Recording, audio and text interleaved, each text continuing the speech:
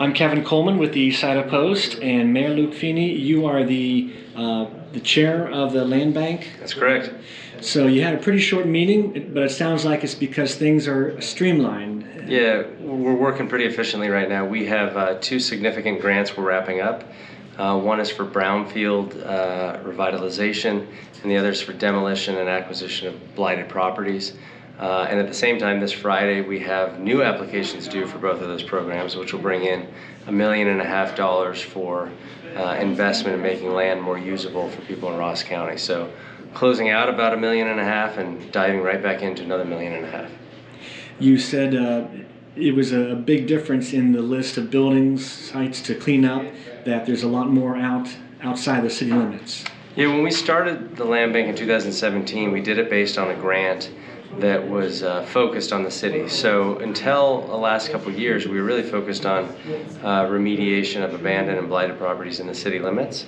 Last 2 or 3 years, we've really spread that focus. And so I think there are 27 properties listed on this new grant application. And about half of those are in various townships across the county, which means that somebody in that township came to us, whether it was a trustee or a fiscal officer or a neighbor, and said, hey, there's an abandoned and blighted empty nursing home or filling station or something along those lines, even an old burned out house.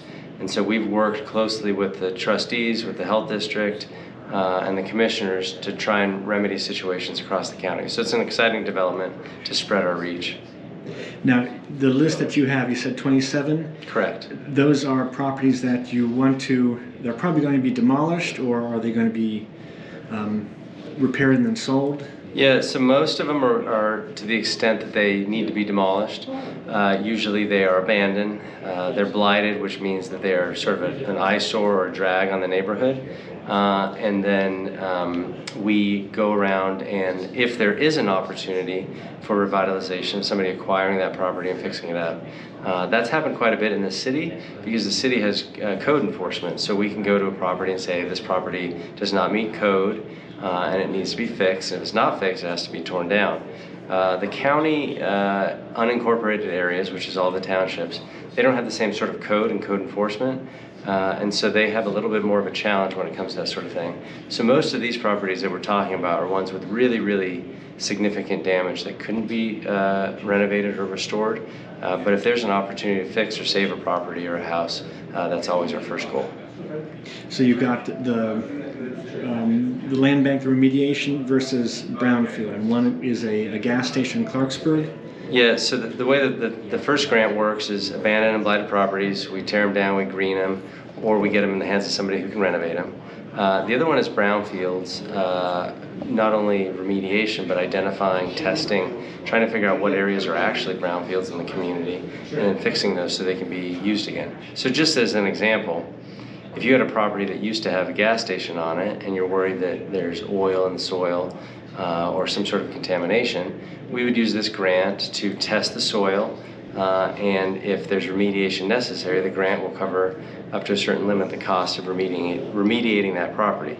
So if there's lead in the soil, if there's arsenic, if there's oil, they call those brownfield sites, and this grant is particularly to clean up brownfield sites, get them back into the economy, whether that's for housing or economic development, commercial use. It's basically about turning bad property into usable property again. But you may be a little limited on those brownfield funds. Yeah, there's $1 million total, and so testing isn't very expensive, several $1,000s for a test. But remediation can be very expensive, especially if you're dealing with areas that have multiple acres.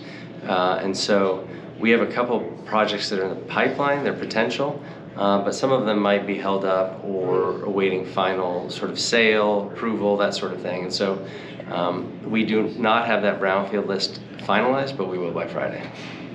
And if anyone knows of a property that needs the help of the land bank, how can they get action on it? Yeah, they should call the Planning and Development Department of the City of Chillicothe. The City of Chillicothe, as you said, I'm the chair. We operate basically the day-to-day business of the land bank as well. So we're happy to help any way we can. And if you don't get in this week, which is unlikely at this point, that's okay because the land bank operates year-round. We want to hear about the properties that can be improved, the properties that need to come down, and help in any way we can. All right, Mayor Luke Feeney, Chair of the Ross County Land Bank, thank you very much. Thank you.